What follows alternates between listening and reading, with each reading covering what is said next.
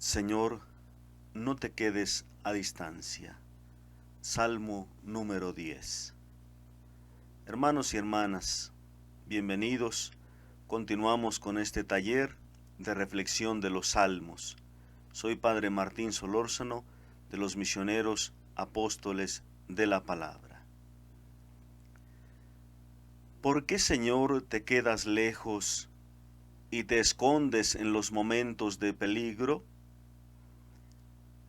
La soberbia del malvado se enardece contra el desdichado, que se enreden en las intrigas que han tramado. ¿Por qué se gloría el malvado de su ambición y el codicioso se felicita con insolencia? Desprecia al Señor el malvado. No hay Dios que me pida cuentas. Sus planes retuercen siempre su camino. Ha apartado de su conciencia tus juicios y desafía a todos sus rivales. Piensa, no vacilaré jamás, caminaré sin contratiempos. Su boca está llena de engaños y fraudes.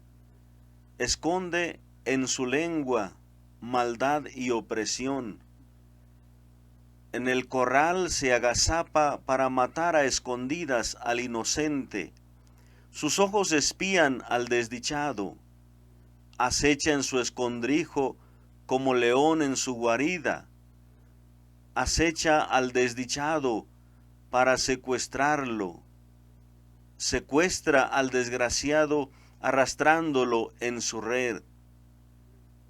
Se encorva y acecha, y el pobre cae bajo la violencia del perverso. Piensa, Dios se ha olvidado, se tapa la cara y no ve. Levántate, Señor, extiende la mano, no te olvides de los desdichados. ¿Por qué ha de despreciar a Dios el malvado, pensando que no le pedirá cuentas? Pero tú ves las penas y las desgracias. Los miras para retribuir, de la maldad te encargas tú. Tú eres el socorro del huérfano. Rómpele el brazo al malvado. Si buscas al malvado, ya no lo encuentras. El Señor reina eternamente, y los paganos se han marchado de su país. Tú escuchaste, Señor, los deseos de los humildes, los animaste prestándoles oído, para hacer justicia al huérfano y al oprimido, que no vuelva a sembrar su terror el hombre hecho de tierra. Gloria al Padre y al Hijo y al Espíritu Santo, como era en el principio, ahora y siempre, por los siglos de los siglos. Amén. ¿Cuál es, hermanos, el género de este salmo? Se trata igualmente de un salmo acróstico en cuanto a su composición, unido al salmo número 9 que ya hemos comentado en el tema anterior. En cuanto al tema, este salmo 10 se trata de un salmo de confianza y alguna expresión de súplica confiada en el Señor. Trata de responder a las preguntas que muchas veces se hace una persona afligida, una persona que pasa por angustia, por situaciones difíciles. ¿Dios está cerca? ¿Dios se aleja de nosotros? ¿Se mantiene a distancia? Y también alguna reflexión sobre la actitud de los soberbios. De manera que el salmista se cuestiona por qué suceden estas situaciones. ¿Qué estructura podríamos encontrar en este salmo número 10? Primeramente les recordamos que es la continuación del salmo número 9. un salmo acróstico, donde cada parte literaria se va iniciando con una letra del alefato hebreo. Pero en esta parte del Salmo 10 podríamos estructurar en tres partes el contenido, en base a las preguntas que se plantea el salmista. La primera pregunta abarcaría los versículos 1 y 2. ¿Por qué Dios se queda lejos?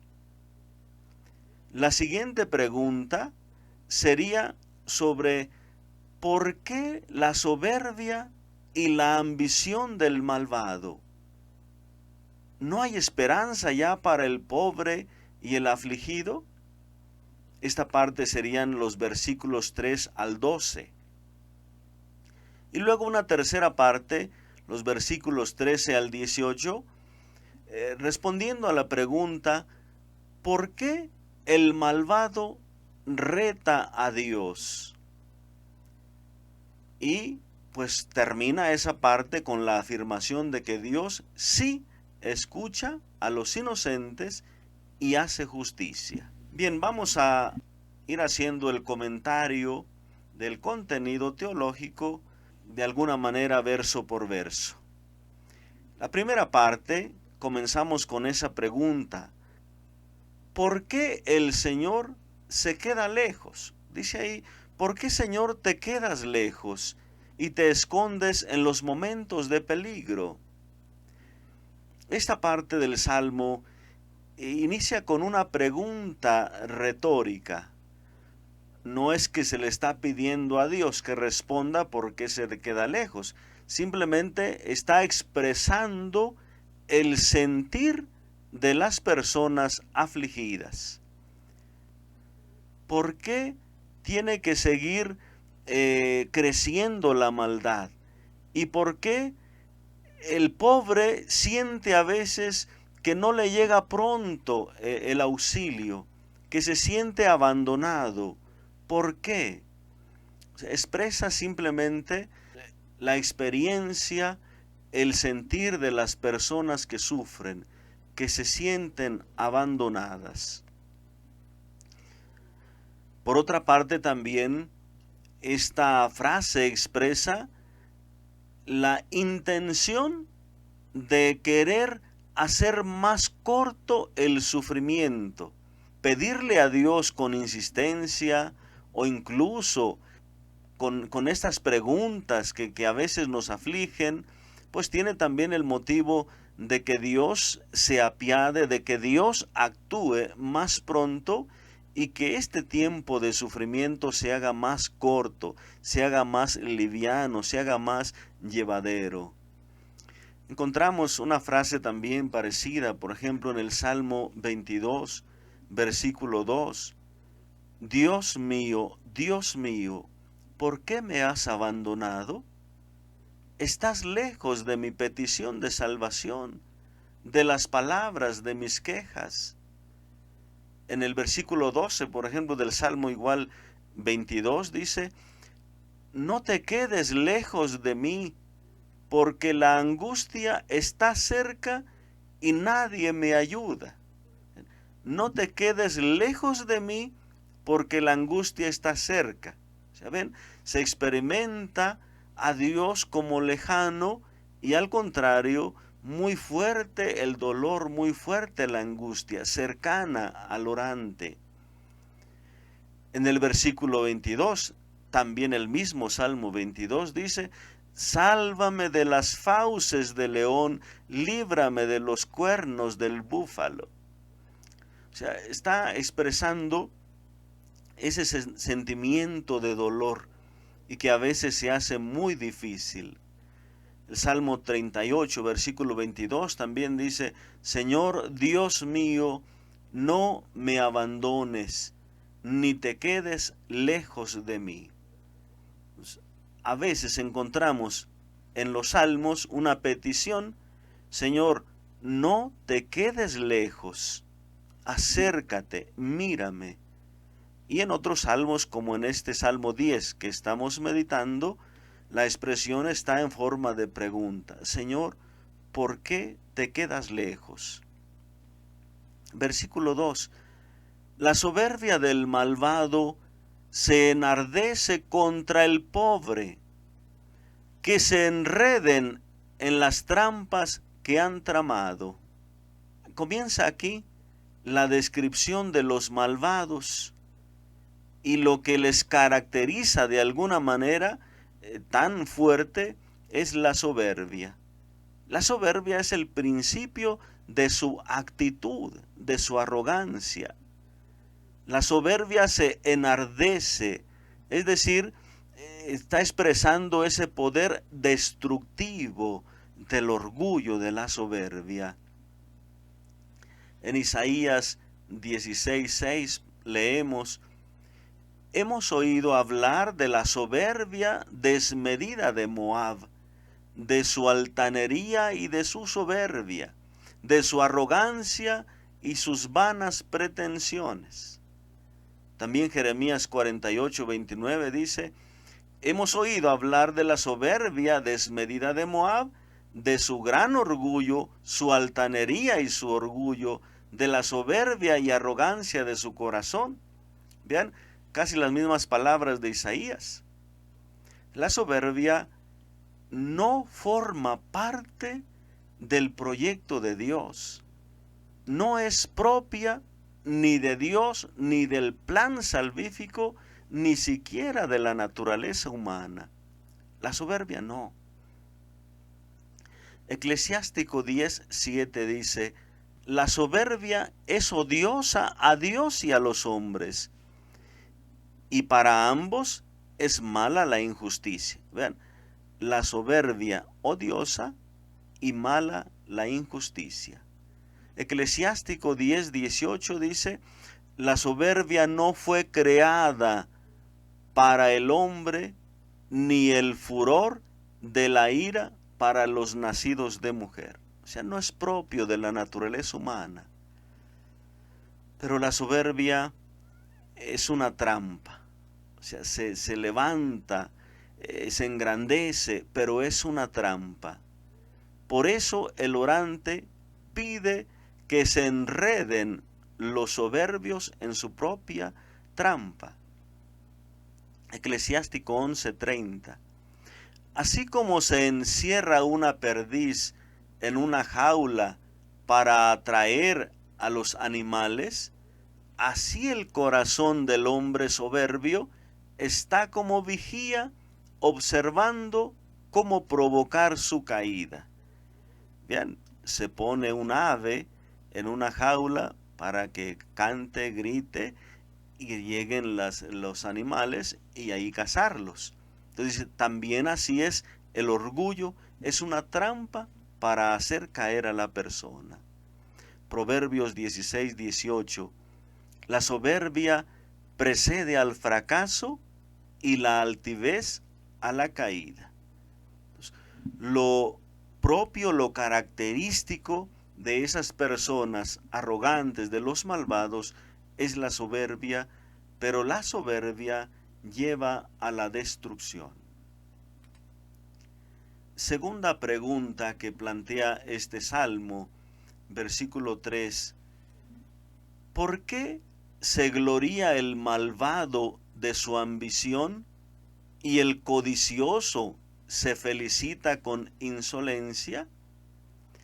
Con este versículo 3 se inicia propiamente esa descripción de la conducta de los malvados.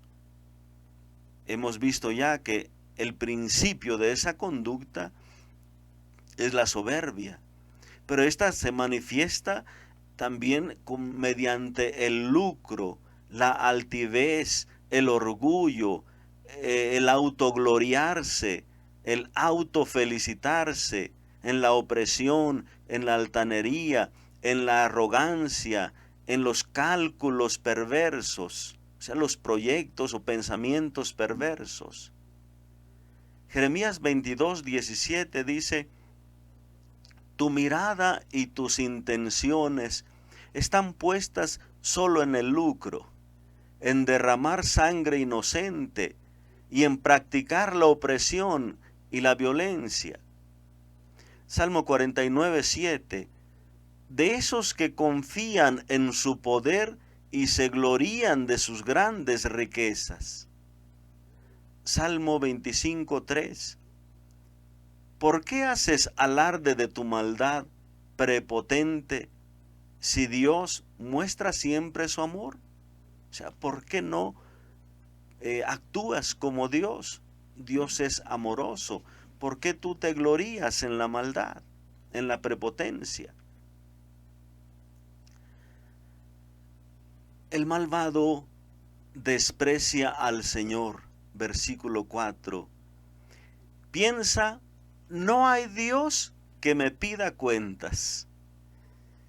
El hombre malvado desprecia al Señor, no lo toma en cuenta en sus planes, quizá porque siente que Dios le va a impedir el lucro, quizá porque piensa que Dios le va a impedir su propio interés, quizá porque quiere ocupar el lugar que le corresponde a Dios, de sabiduría, de grandeza, de poder, pero cae en la fosa que ha tramado, cae en la falsa seguridad, piensa que sus acciones no tendrán consecuencia.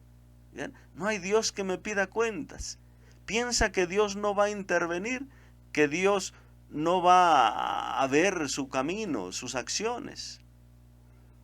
La soberbia es desafiante, es atrevida, es arrogante. Eclesiástico 5:2. No sigas tus deseos y tu fuerza yendo detrás de tus caprichos.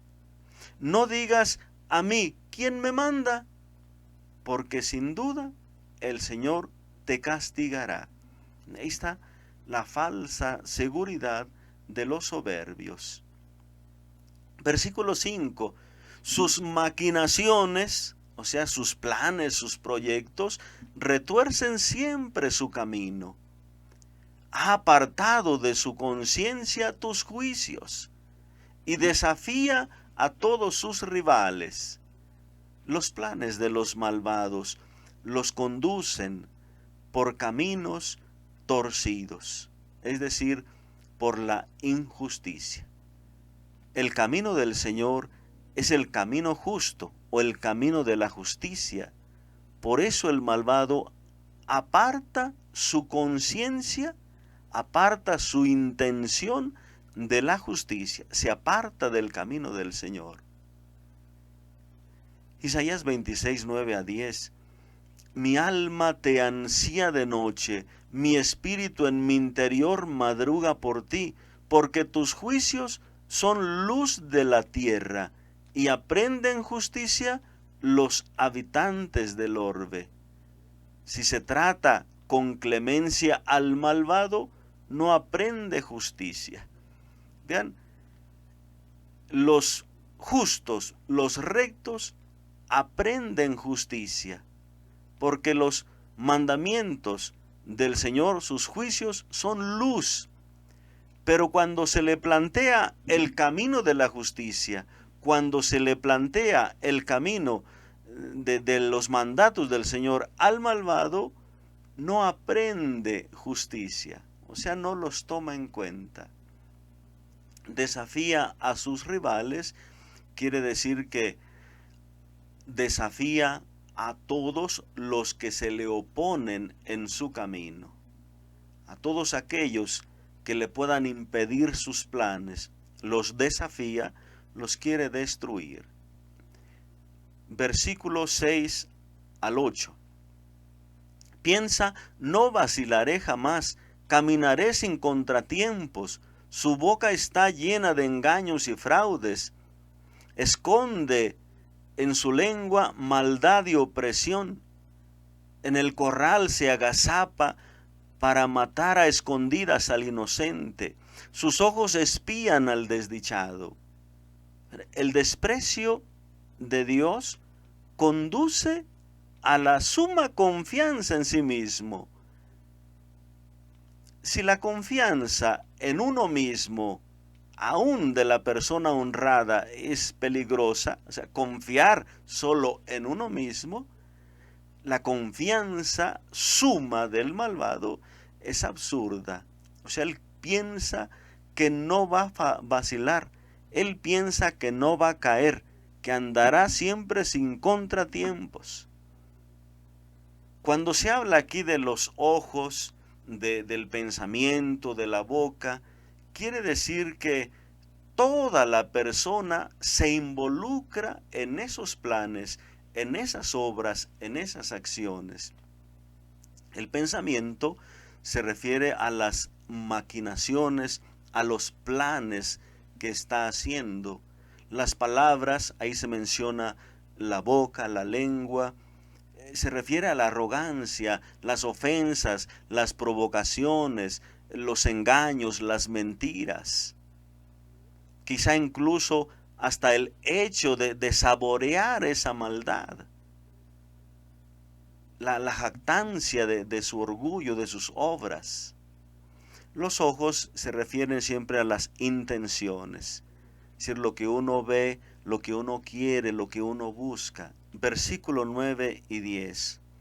Acecha en su escondrijo como león en su guarida.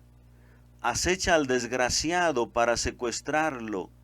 Secuestra al desgraciado arrastrándolo en su red.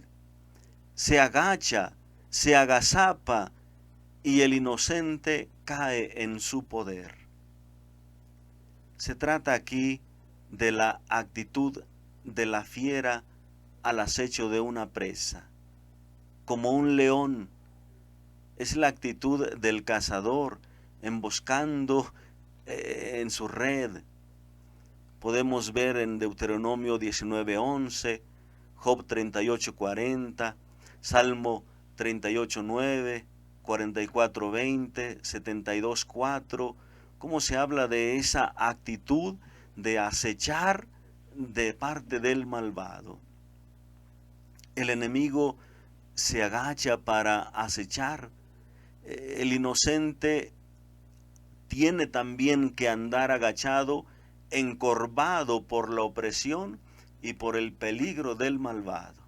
Vean estas dos actitudes o estos dos gestos que presenta aquí el salmista, viendo a ambos agachados, pero el malvado agazapado para lanzarse y el pobre agachado, afligido, encorvado.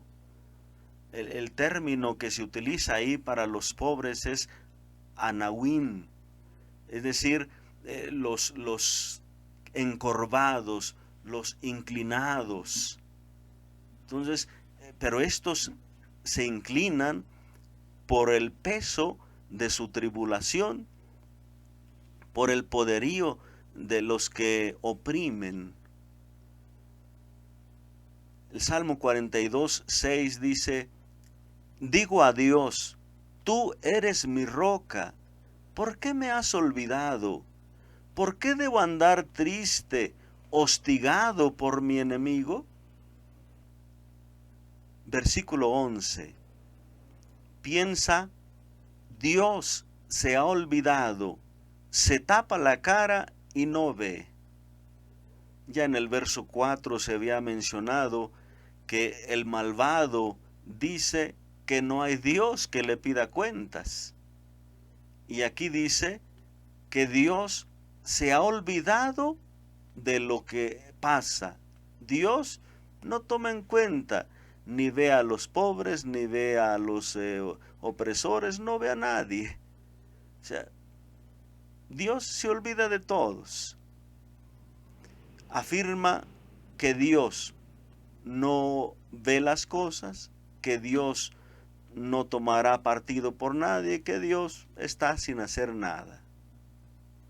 Esta burla también le sirve al malvado para hacer más difícil el sostenerse de los pobres, para hacer más pesada la carga todavía, que incluso los pobres puedan pensar que Dios no toma en cuenta, que Dios no ve, que Dios se queda a distancia. Por eso el Salmo comienza con esa petición: Señor, no te quedes lejos. Porque de alguna manera la opresión del malvado y luego aparte las propias burlas, pues hacen que él se sienta más abatido y que incluso llegue a pensar o cuestionarse si será que Dios le ha abandonado. Salmo 13:2 dice: ¿Hasta cuándo, Señor, me tendrás olvidado? ¿Hasta cuándo me ocultarás tu rostro? Salmo 27:9: no me escondas tu rostro. Salmo 44:25: ¿por qué te ocultas? ¿Acaso te olvidarás de nuestra opresión? Salmo 69:18: no escondas tu rostro a tu servidor. Respóndeme pronto, porque estoy angustiado. Los pobres expresan mediante estos salmos su confianza en Dios. Por una parte, el malvado dice que Dios no ve nada, que Dios no toma en cuenta, pero el pobre siempre confía en Dios. Por eso el versículo 12 ya tiene una súplica de parte del salmista, del orante. Levántate, Señor, extiende la mano, no te olvides de los afligidos. Vean la petición: levántate, extiende tu mano, no te olvides de los afligidos. Por este abatimiento y tener que andar encorvado, el orante suplica fuertemente al Señor que manifieste su fuerza. Levántate, extiende tu mano. La fuerza, el poder. Y la petición también afirma que Dios no se olvida. No te olvides, es una petición, pero de alguna manera también está esa expresión: Dios no se olvida. Salmo 37:32: el malvado espía al justo y procura darle muerte, pero el Señor no lo entrega en su mano ni lo condena cuando es juzgado. ¿Bien?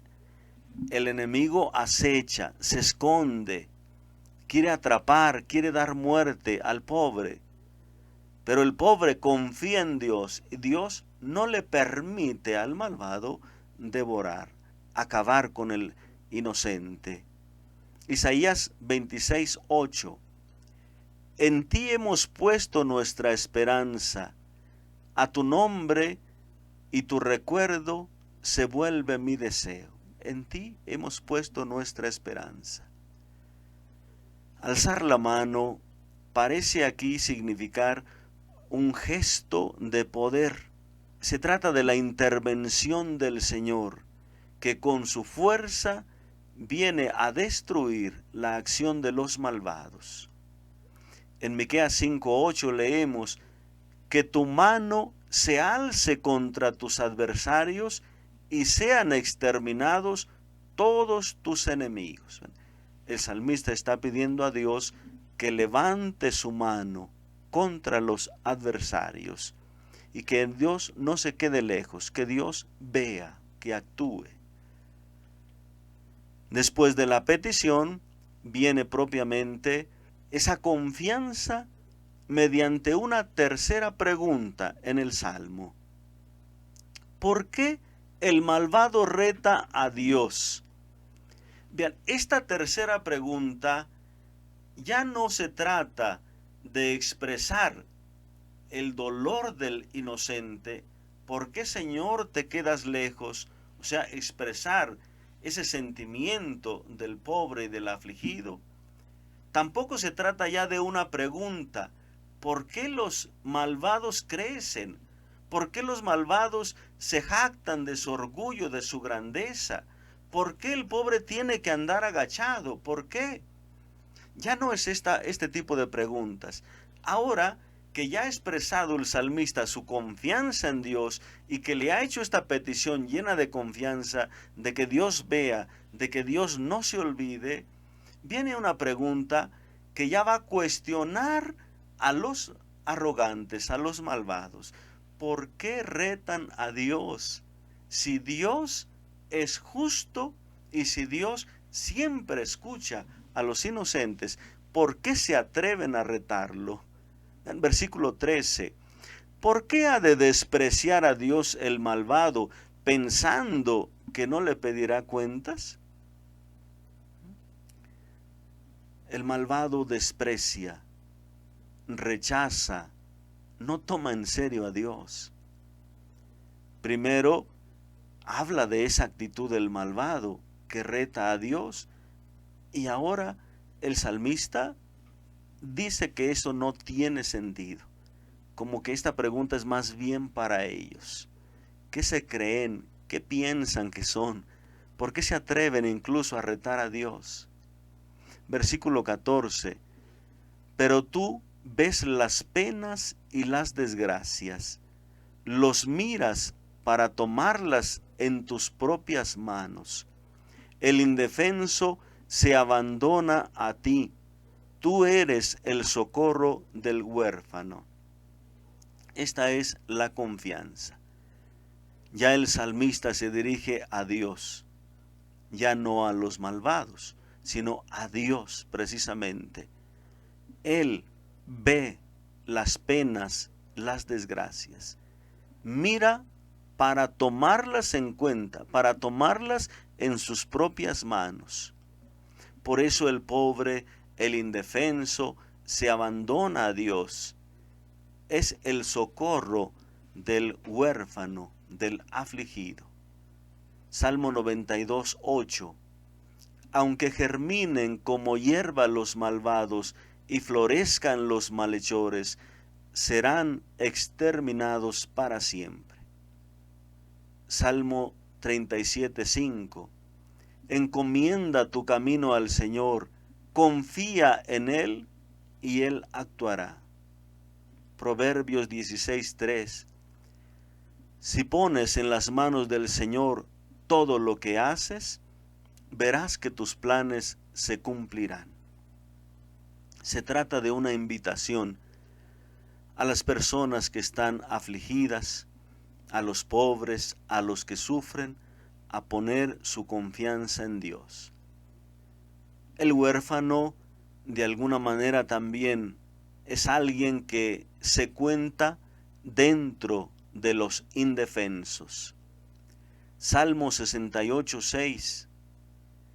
Padre de los huérfanos y defensor de las viudas es Dios en su santa morada. Salmo 146, 9. El Señor protege al migrante y sustenta al huérfano y a la viuda. Oseas 14, 4. Solo en ti haya protección el huérfano. Pues vean, estas palabras que utiliza aquí el salmista, tú eres el socorro del huérfano, es decir, aquel que no tiene quien lo proteja, el que no tiene padre, el que no tiene alguien que vele por él. Entonces Dios se convierte en padre del pobre, padre de huérfanos, defensor de viudas, de inocentes. Dios es el que socorre, Dios es el que atiende. Por eso aquí el salmista invita a confiar en Dios. Versículo 15. Rómpele el brazo a los malvados. Si buscas al malvado, ya no lo encuentras. Romper el brazo significa evita su acción, evita sus obras. Es decir, que el malvado ya no pueda actuar, ya no pueda hacer daño. Podemos ver en Ezequiel 21, 24, le he roto el brazo al faraón y ahí lo tienes. No lo han curado con medicamentos ni vendajes para que cobre fuerza y así no pueda empuñar la espada. Le he roto la mano, el brazo al faraón, ya no puede actuar. Entonces se trata de que Dios evite que el malvado siga haciendo daño, que sea aniquilado, como en el Salmo 37:10, Job 8:18. Versículo 16. El Señor reina eternamente, y los paganos se han marchado de su país. La justicia de Dios restablece la confianza, afianza su proyecto salvífico, su proyecto de protección. La práctica de la justicia expulsa a los paganos del país, el país de los judíos, que tiene su capital en Sión y donde está el trono de la justicia. Salmo 101 del 7 al 8 dice: no habitará en mi casa el que comete fraudes. El que dice mentiras no durará en mi presencia.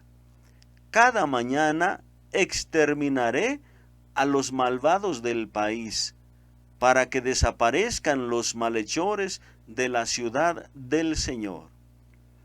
Entonces, mediante la justicia, rompiendo el brazo, es decir, evitando las obras del malvado, pues estos son expulsados y se restablece en la ciudad, se restablece en la casa del justo, pues la paz, la tranquilidad, la confianza. Dios favorece a los humildes y les hace justicia. Versículo 17. Tú escuchaste, Señor, los deseos de los humildes, los animaste prestándoles oído. Dios ha escuchado los deseos del corazón, ha venido a dar ánimo a los pobres, ha venido a confortar a los afligidos. Versículo 18. Para hacer justicia al huérfano y al oprimido, que no vuelva a sembrar su terror el hombre hecho de tierra. Esta primera frase resume el tema de todo el Salmo. El Señor hace justicia al oprimido, hace justicia al inocente. Es prácticamente como una conclusión tanto del Salmo 9 y del Salmo 10, afianzando esa seguridad de los pobres, de los que sufren en Dios. Que el malvado no siga aterrorizando, que no vuelva a sembrar el terror, que el malvado, al contrario, sea aterrorizado por la justicia, por la acción de Dios. Isaías 2:21. Cuando el terror del Señor y el esplendor de su majestad se levanten aterrando el país, Él se esconderá en las grutas de las rocas y en las hendiduras de las peñas. Vean, el malvado se tendrá que esconder cuando surja el terror de Yahvé, la fuerza de Yahvé. Salmo 37:35. Vi un malvado que inspiraba terror y se elevaba como un árbol frondoso. Volví a pasar y ya no estaba. Lo busqué y no se pudo encontrar. Es decir, cómo pasa de rápido la fuerza del malo. Salmo 86:17. Dame una señal favorable, que la vean mis adversarios y se avergüencen, porque tú, Señor, me ayudas y consuelas. Los oprimidos reciben justicia, vuelven a festejar al Señor. Los pobres celebran el santo nombre de Israel, porque se acabó el tirano. El triunfo de la justicia es definitivo. El triunfo de Dios es definitivo. Que golpeaba a los pueblos con golpes incesantes, que dominaba con ira las naciones, con opresión implacable. La tierra entera descansa tranquila y lanza gritos de alegría. Versículo 16 también de Isaías 14. Los que te ven miran estupefactos y reflexionan. ¿Este era el hombre que hacía temblar la tierra y que los reinos estremecía? Es decir, aquí Isaías está describiendo el fracaso de la arrogancia, el fracaso de los poderosos, el fracaso de aquellos opresores, y la tierra queda en paz. ¿Qué podemos reflexionar? ¿Cómo podemos meditar nosotros, orar a través de este salmo? Primeramente, tanto en el Salmo 9 como en el Salmo 10 se habla de estos tres personajes fundamentales: los pobres, los enemigos y Dios. Primero, ¿por qué tiene que haber sufrimiento? ¿Por qué tienen que padecer los pobres? ¿Por qué a veces se experimenta tan fuerte esa aflicción? ¿Por qué tantas veces nos sentimos abandonados? ¿Por qué tantas veces sentimos que Dios no nos ve, que Dios no se interesa, que Dios no toma en cuenta nuestro sufrimiento, que Dios guarda silencio, que a lo mejor Dios se duerme o no quiere actuar? A veces incluso llegamos a pensar que Dios a lo mejor está enojado con nosotros. Bueno, no nos espantemos cuando nos llegan esas preguntas. Los mismos salmistas, los orantes, se llegaron a hacer esas preguntas. Incluso si nosotros recordamos a Jesús en la cruz: Dios mío, ¿por qué me has abandonado? Pero claro, la oración no debe terminar ahí, como la oración de Jesús no termina ahí, simplemente expresando el dolor, el sentimiento de abandono, sino en la confianza. El salmo que cita Jesús es el Salmo 22, pero él continúa de alguna manera en su interior esa oración, y el Salmo 22 es una oración de confianza.